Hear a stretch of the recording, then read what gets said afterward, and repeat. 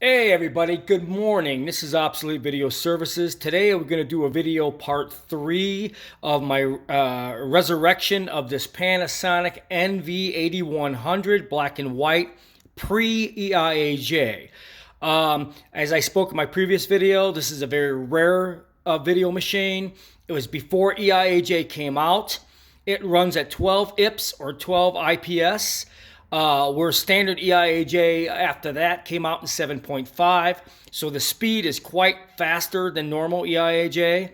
So I just happened to get a customer job that happened to have a recording that was done on this machine. As always, got it off eBay and didn't really want to go through the extent that I had to, but unfortunately I had much of a choice because this is sort of a one-off type of machine. If I find, even if I found another one, it's going to have the same problem. There was only 3 or 4 of these machines made by Panasonic, I believe, or maybe 5, black and white. And then after that, they converted everything over to EIAJ standard. The biggest problem with this machine is all the capacitors. As you can tell, I've been doing some major capacitor replacement.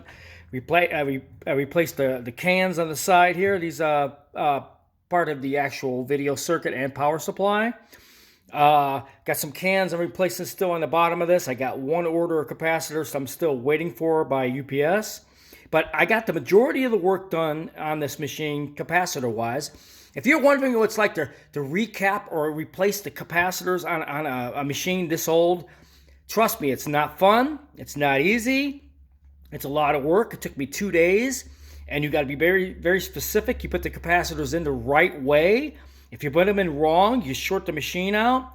But this took me 2 days, and I've got maybe 3 capacitors yet to do yet. But once I get those 3 capacitors, then we'll be able to actually fire it up at full capacity and make the adjustments and see if we can get the video to work. All right, so let's just take a look at what we got here.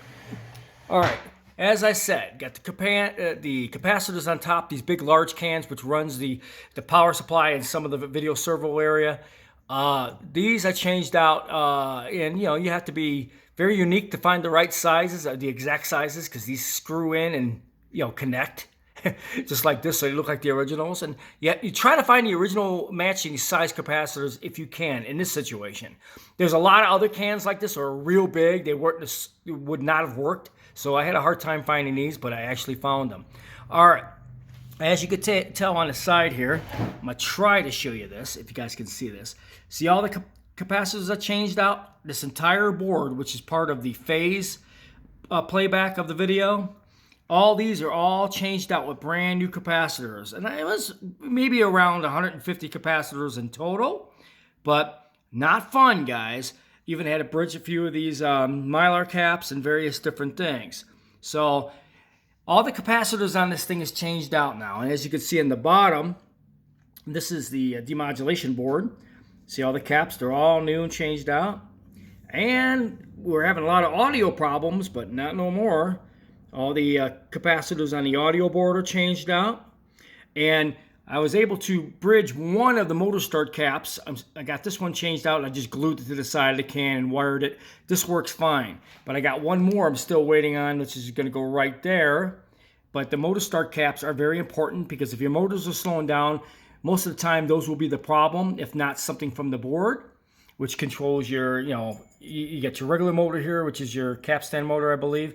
And then you got your video head scanner, which is a motor all by itself, which makes this machine very unusual because most of the EIAJs do not have this configuration.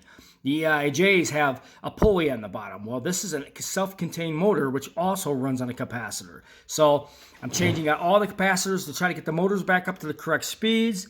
Audio is done. And as you can see on the power supply, or basically where you plug it in the back, they had these 3 caps that bridge this. I changed all those out. So basically all the caps are done except for a couple back here I still got to get. And this one down here I got to get. And the one for the one motor, which I still have an order. So all I suggest is if you are an electronics technician and you're doing restoration work, especially on EIAJ or reel-to-reel video machines, I'm telling you, these things have a ton of capacitors. I mean, it's a ton of work. These capacitors are very old, they're very dried out, and this machine's from 1968, which is a good 90% of the problems on this machine, guarantee it. But changing them out, it's not easy. So, like I said, if you want to do some recaps on vintage electronics and you see it's got tons of them like this, you're going to be in for a big surprise. But like I said, it's not easy work. And if you do it right, and do it neat and do it correctly, I'll know in a few days, and we'll power this thing up, and I think we'll basically have it back to when it was new, and I can start making the adjustments. But I hope you guys enjoyed this video.